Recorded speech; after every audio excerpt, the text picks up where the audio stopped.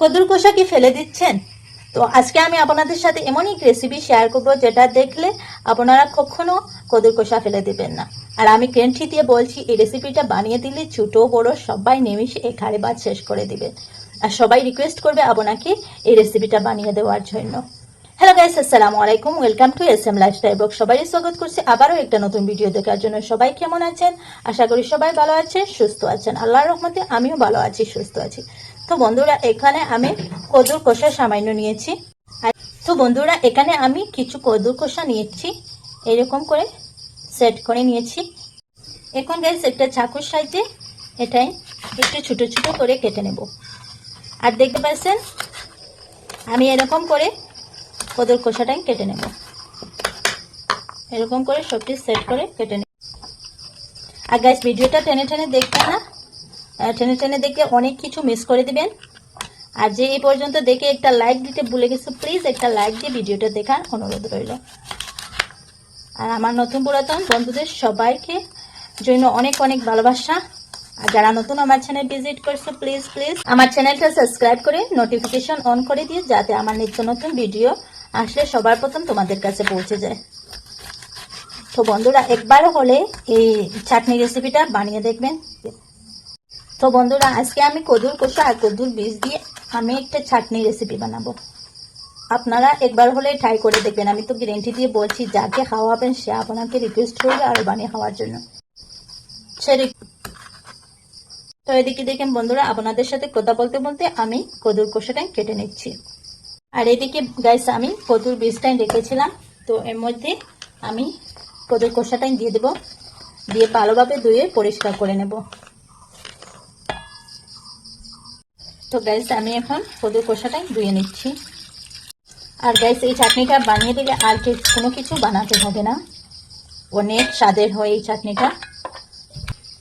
তো দেখতে পাচ্ছেন আমি ভালোভাবে এটা ধুয়ে নিচ্ছি।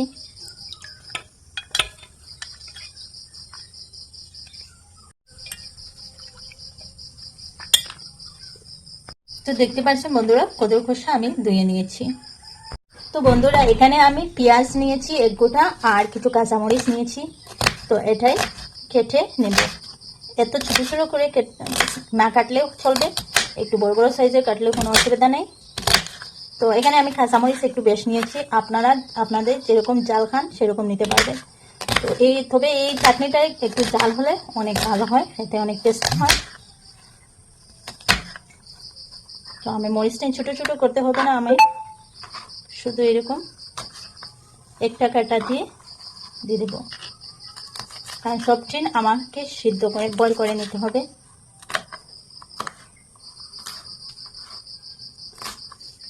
তো দেখতে পাচ্ছেন মরিচটা আমি এমনও কাটিছি না, একটা একটা কাট দিয়েছি। এরপরে গ্যাস একটা কড়াই নিয়েছি, আর কড়াইয়ের মধ্যে যে কদুর কোষাটাই আর কদুর বীজটাই ধুয়ে রেখেছিলাম সেইটাই দিয়ে দিচ্ছি।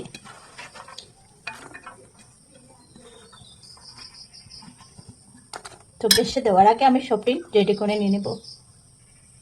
তারপরে গ্যাস পেঁয়াজ কেটে রেখেছিলাম আর কাঁচামরিচ দিয়ে দিচ্ছি,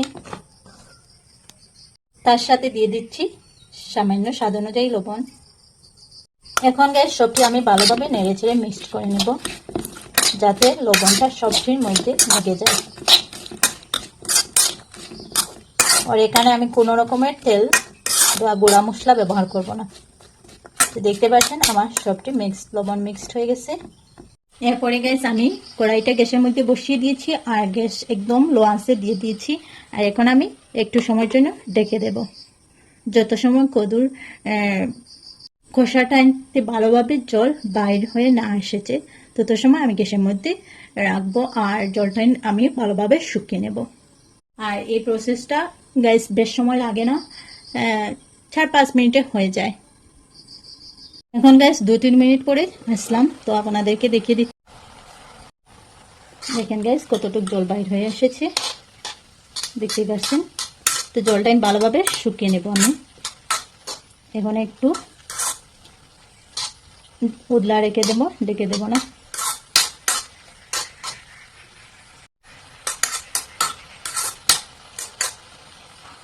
এদিকে গ্যাস কদুর কষাটাই হচ্ছে, আর এদিকে আমি দুটো শুটকি পুড়ে নিচ্ছি। এই কষাটা এনতে 2টা শুটকি পুড়ে দিলে খেতে অনেক স্বাদের হয় গাইস। আমি গ্যাসে দিয়ে পুড়ে নিচ্ছি। তো এদিকে আমার কদুর কষাটা জল শুকিয়ে নিচ্ছি, আর এদিকে আমি শুটকিটা পুড়ে নিচ্ছি। তো দেখি বন্ধুরা, কদুর কষার জলটা শুকিয়ে গেছে।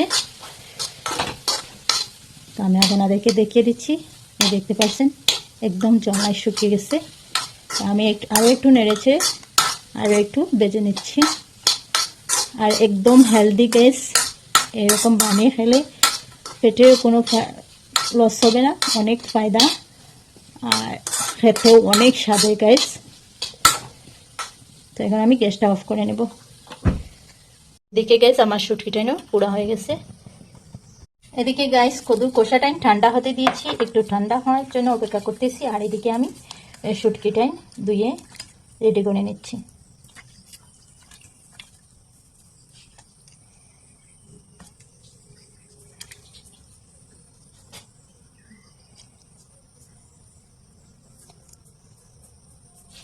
তো দেখতে পাচ্ছেন শুটকিটাই আমার পুরো রেডি হয়ে গেছে।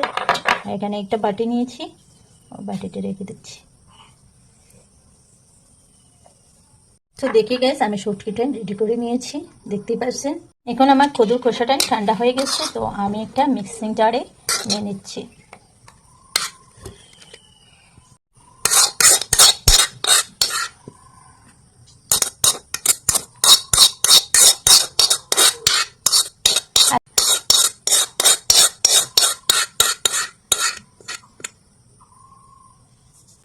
তারপর গাইস এর সাথে দিয়ে দিচ্ছি সামান্য লাল সর্ষের বীজ। তো লাল সর্ষের বীজ দিলে এই চাটনিটার স্বাদ দ্বিগুণ বেড়ে যায় গাইস। এখন গাইস এটা আমি কুটে নেব। তো দেখেন গাইস আমি সবটি কুটে নিয়েছি, আর দেখতে পাচ্ছেন এটাতে লুক কিরকম হয়েছে। এখন গাইস একটা বাটিতে ঢেলে নেব এটাই।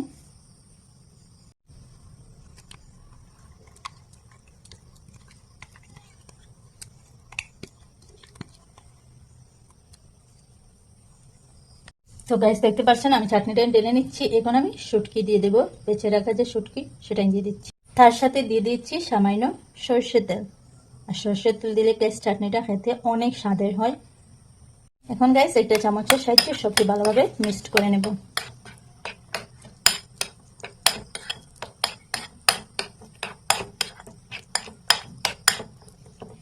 তারপরে গাইস এখন একটু টেস্ট করে দেখবো যে লবণ হয়েছে কিনা।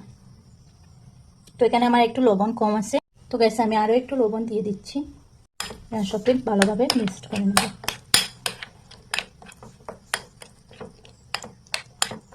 এখন গাইস ফাইনাল লুক আমি আপনাদেরকে দেখিয়ে দিচ্ছি।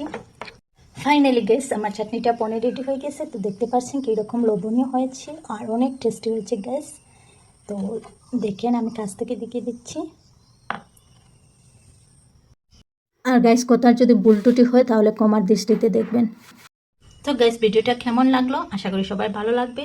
যদি ভালো লাগে তাহলে লাইক কমেন্ট শেয়ার করতে ভুলবেন না। আর নতুন বন্ধু হয়ে থাকো যদি প্লিজ আমার চ্যানেলটা সাবস্ক্রাইব করে নোটিফিকেশন অন করে দিও, যাতে আমার নিত্য নতুন ভিডিও সবার প্রথম তোমাদের কাছে পৌঁছে যায়। তো আজকে এই পর্যন্ত, আবার নতুন কোনো ভিডিওর সাথে দেখা হবে। সবাই ভালো থাকুন, সুস্থ থাকুন, নিজের খেয়াল রাখুন, পরিবারের খেয়াল রাখুন। আল্লাহ হাফিজ। আসসালামু আলাইকুম ওয়া রাহমাতুল্লাহি ওয়া বারাকাতুহু।